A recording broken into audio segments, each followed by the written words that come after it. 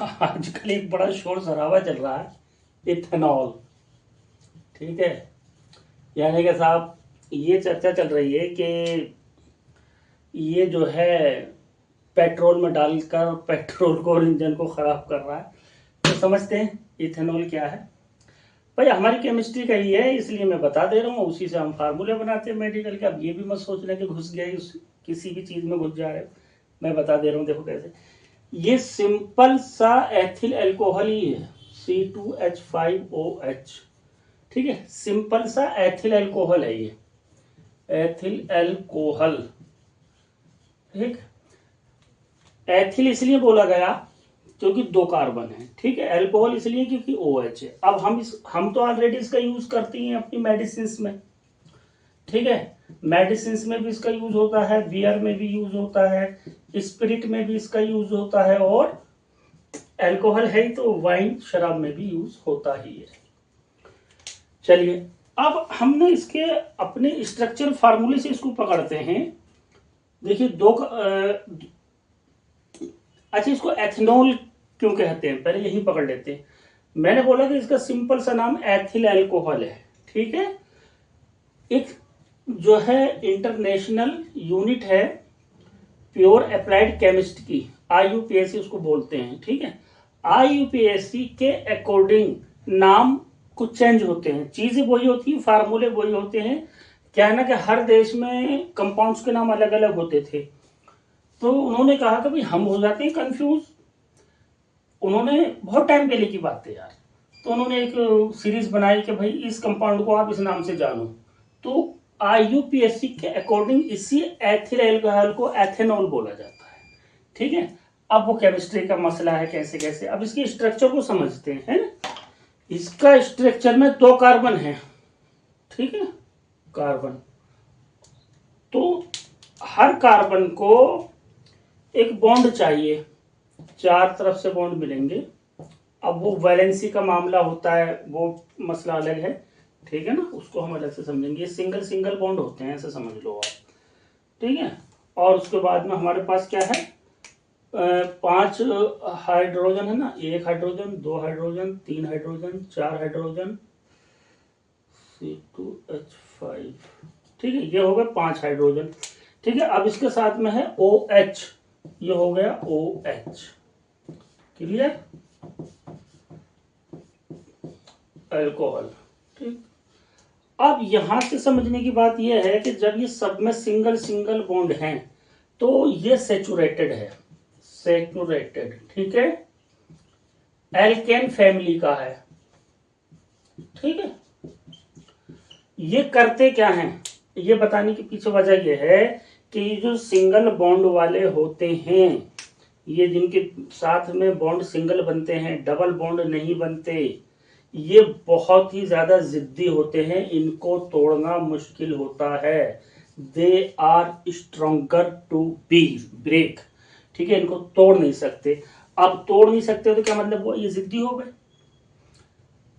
तो होगा क्या, जैसे ही हम एथेनॉल को पेट्रोल में डालेंगे तो ये एफिशिएंट होता है, इसमें ऑक्सीजन होने की वजह से, ये जो ऑक्सीजन है इसके अंदर, इसकी वजह से ये पेट्रोल को जल्दी जलाएगा, तेजी से जलाएगा, या यूं कह दूं 100% जलाने की कोशिश करेगा। तो इसका मतलब कार्बन डाइऑक्साइड कम बनेगी। भाई जब ज्यादा जला देगा तो मतलब वेस्ट मटेरियल कम बचेगा, वेस्ट मटेरियल में आता है CO2। ठीक है, तो इसका मतलब यहां तक तो बात ठीक है यार, कि हमारे इन्वायरमेंट को सेफ रख रहा है। लेकिन ये सिंगल बॉन्ड तोड़ना इजी नहीं है, इसलिए ये जिन जिन मतलब मेटल्स में जाएगा उनके अंदर कोराइजन पैदा करके उनको, उन पे जंग लगाकर उनको जाम कर सकता है, उनको खराब कर सकता है। ठीक है ना, ये जो है तोड़ना, जब इसको इजी नहीं है तो ये जब जाम करेगा तो कैसे तोड़ दोगे। तो इसलिए ये एक निगेटिव पॉइंट तो है इसका। अब और थोड़ा आगे समझते हैं। अब ये होते क्या है, ये रिन्यूएबल बायोफ्यूल होते हैं ये। ठीक है, मतलब जिनको बार बार हम पैदा कर सकते हैं या रिसाइकिल कर सकते हैं। ठीक है, रिसाइकिल। अब कहां से रिसाइकिल कर सकते हो, कूड़े से, कचरे से, पेड़ से, पौधों से, मरे हुए जानवरों से, ठीक है, कोयले से, मिट्टी से वगैरह वगैरह जिसके जैसे सोर्स होते हैं। तो ये वाला सोर्स तो है पेट्रोल के लिए, ठीक है। अब यहीं पर ही बात इसकी पूरी करते हैं। पहले पेट्रोल के लिए है, तो जिन गाड़ियों के, अब इसका यूज इसलिए भी करते हैं कि ऑक्टेन लेवल जो होता है ना, ऑक्टेन लेवल ये किसी भी इंजन की, ठीक है, एफिशिएंसी को शो करता है और उसी की एफिशिएंसी बढ़ाने के लिए एथेनॉल ऑक्टेन लेवल को बढ़ाता है। तो यानी कि यहां से तो बात साफ हो रही है कि यार इंजन की पावर बढ़नी चाहिए, लेकिन ऐसा हो क्यों नहीं रहा है? क्योंकि वहां पे सैचुरेटेड बॉन्ड आ रहे हैं, तो वो दूसरा काम कर दे रहा है। तो एक पॉजिटिव भी है, एक नेगेटिव भी है। तो नेगेटिव पॉइंट ज्यादा खतरनाक है, लेकिन उस नेगेटिव पॉइंट को कैसे खत्म किया जा सकता है या कहां तक किया जा सकता है, कहां तक रह सकते हैं हम?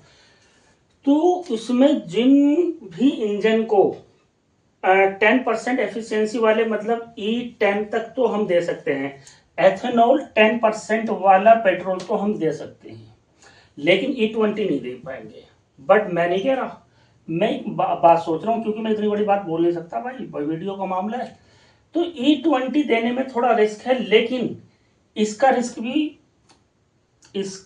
भी automotive research association of India ने खत्म कर दिया। E20 को उन्होंने इसका प्रैक्टिकल करके और बोला कि इससे कोई नुकसान नहीं है। अब भाई जब इतनी बड़ी इंडिया की संस्था बोल रही है, जब, ठीक है ना, तो हम इसका आगे नहीं बोल सकते। वो इतने बड़े साइंटिस्ट हैं, उनके सामने हम लोग क्या हैं?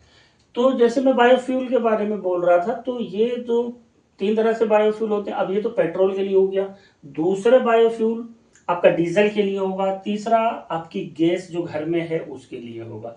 तो हम वहां तक जा ही नहीं रहे, हमें तो खाली इतना समझना था। तो कहने का मतलब ये है, ARAI, ठीक है, automotive research association of India ने जब बोल दिया कि E20 से नुकसान नहीं है, तो भाई हमारी बात होती यहीं बंद। अब फैसला आपके हाथ में, यूज करो मत करो, मैंने तो दोनों बातें समझा दी, ठीक है।